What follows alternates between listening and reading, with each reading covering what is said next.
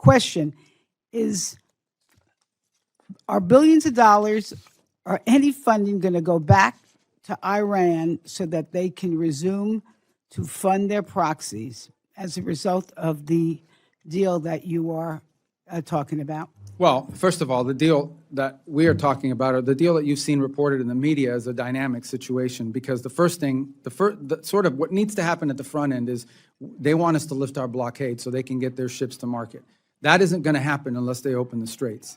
So that's the first thing. The second thing that has to happen related to the first is they have to agree to enter into negotiations that are on very specific topics, which they have not been willing to do in the past. Number one, they have to agree to negotiate on the issue of no enrichment. Number two is they have to be willing to agree to dispose of I don't mean to... I know, but it's going to get to your point, I promise. Please, okay. The second thing is that they have to agree on the issue of the highly enriched uranium. Now, what you're asking about is, what about sanctions relief or frozen funds and assets? So let's begin by saying that this regime, as you have rightfully pointed out, even despite sanctions, even despite all the pressure, have found a way to funnel money and resources to these proxy groups. What's being discussed is, what do they get in exchange? What nuclear sanctions that have been on them do they get in exchange for compliance, for the reason, if they comply with the reasons why those sanctions were put in the first place? All of that will be condition-based, meaning no, there's not going to be some sort of advanced signing bonus or good faith front. I mean, really, my question is the administration contemplating returning money to Iran so that they can continue to fund these proxies, all that are hurting millions of people? Yeah, well, if the money is going to fund the proxies, then it won't be returned to them, obviously. I think the question you're really asking is, what concessions are you willing to make in a negotiation? There are specific sanctions. Some of them are congressional, some of them are UN, and some of them are from the executive branch. But there are specific sanctions that are in place related directly to their nuclear program. 众所周知啊，香格里拉对话会为地区国家提供了沟通交流平台，利用这个平台，各国参会代表通过坦诚对话，增进了解，增加互信，共同致力于推动地区稳定繁荣。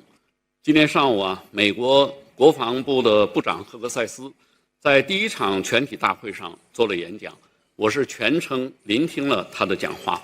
我注意到赫格塞斯在演讲中啊，提到了前不久中美两国元首的北京会晤以及达成的共识。会后演讲之后呢，也进行了现场的互动交流。所以在正式发言之前呢，我想利用这个机会对赫格塞斯的演讲做一个简短的回应。从上午会议现场的提问和反应当中，我感受到前不久中美两国元首的会晤在这次相会上引起的关注程度是非常高的。这进一步说明中美关系的稳定不仅有利于两国人民，更有利于地区稳定和世界和平。这一次两国元首会晤的最重要的政治共识就是同意构建中美建设性战略稳定关系。习近平主席在会晤特朗普时明确指出，建设性战略稳定应该是合作为主的积极稳定，应该是竞争有度的良性稳定，应该是分歧可控的常态稳定，应该是和平可期的持久稳定，为未来3年乃至更长时间的中美关系做出战略指引。我们也期待中美两国相向而行，把两国元首共识落实落地，推动两军关系沿着健康、稳定、可持续的方向发展。这是我对上午赫格塞斯的演讲做一个简短的回应。下面呢，围绕我们这个平行会议的主题，我做一个发言。发言的题目是为维护全球战略稳定注入正能量。国际学界啊，对战略稳定概念有不同理解。在我看来，它已经从早期的核恐怖平衡演变为今天涵盖国际秩序、军控体系及前沿科技的综合安全概念。但是不管怎么变，战略稳定始终是各国安全保障的基石。然而当前呢，正面临前所未有的挑战。我认为主要来自4个方面：一是霸权主义冲击地区安全，个别国家大搞强权政治，谋求绝对战略优势，挑动阵营对抗，加剧国际和地区军备竞赛，地区冲突频发；二是全球核冲突风险上升。The risk of global nuclear conflict is rising. In recent conflicts, parties have sent nuclear deterrence signals. In the past, the Palestine-Israel conflict An Israel cabinet minister shockingly suggested using nuclear weapons in Gaza. This shows such threat of nuclear war is not remote. Third, the international arms control, disarmament, and non-proliferation regimes have been severely eroded. A series of nuclear arms control guardrails have collapsed. The two countries with the largest nuclear arsenals have entered the vacuum with no treaties, no verification, and no dialogue. Under the AUKUS Pact, Australia is developing nuclear-powered submarines. Japan is pushing to revise its pacifist constitution and the 3 non-nuclear principles, and seeking to have allies deploy nuclear weapons on its soil. The risk of nuclear proliferation is increasing. At the same time, the militarization of emerging domains such as outer space, cyberspace, and AI is accelerating. The militarization of emerging technologies is challenging.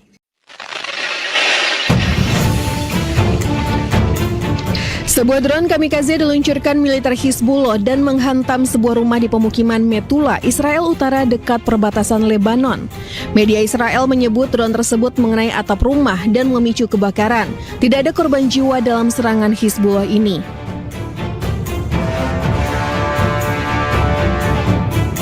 Sementara itu, militer Hizbullah juga merilis sebuah video yang memperlihatkan pasukan mereka menargetkan sebuah tank Merkava Israel di kota Taibeh, Lebanon Selatan. Rekaman tersebut memperlihatkan drone sebelumnya memverifikasi dengan mencocokkan tata letak bangunan menggunakan citra satelit hingga akhirnya berhasil menghantam tank Israel. Rilisan rekaman terbaru, drone Hizbullah berhasil menghantam markas komando baru Brigade Lapis Baja KE-401 milik militer Israel di Lebanon Selatan. Kolonel Meir Biderman, komando Brigade Lapis Baja KE-401 Israel mengalami luka serius akibat serangan ini. Menurut IDF, Biderman mengalami cedera kepala serius dan untuk sementara digantikan oleh kepala staf brigadenya.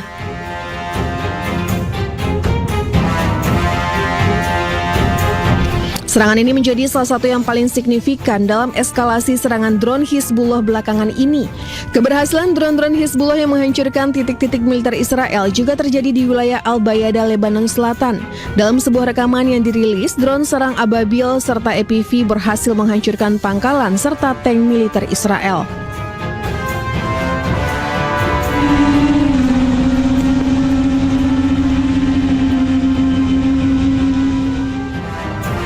Israel mengakui adanya serangan drone Hizbullah terhadap pangkalan militernya di Al-Bayada.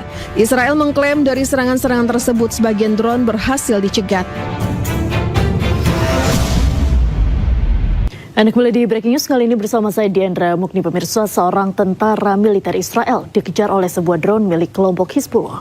Aksi pengejaran tersebut terjadi di perbatasan Shomira, Israel.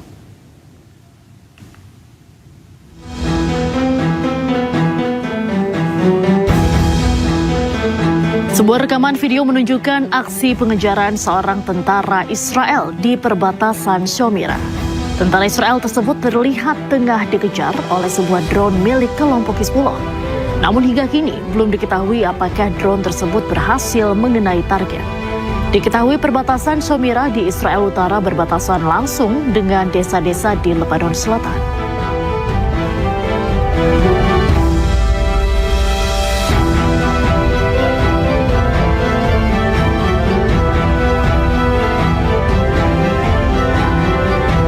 Amerika Serikat kembali melontarkan peringatan bernada ancaman kepada Iran. Pihak Teheran diminta segera memberikan kepastian terkait perundingan perdamaian karena jika tidak, Amerika Serikat mengancam akan menghabisi Iran. Pemirsa, Presiden Amerika Serikat Donald Trump meminta delegasinya tidak terburu-buru dalam negosiasi penghentian perang dengan Iran. Saat ini perundingan menuju babak akhir menghentikan perang dan membuka kembali Selat Hormuz.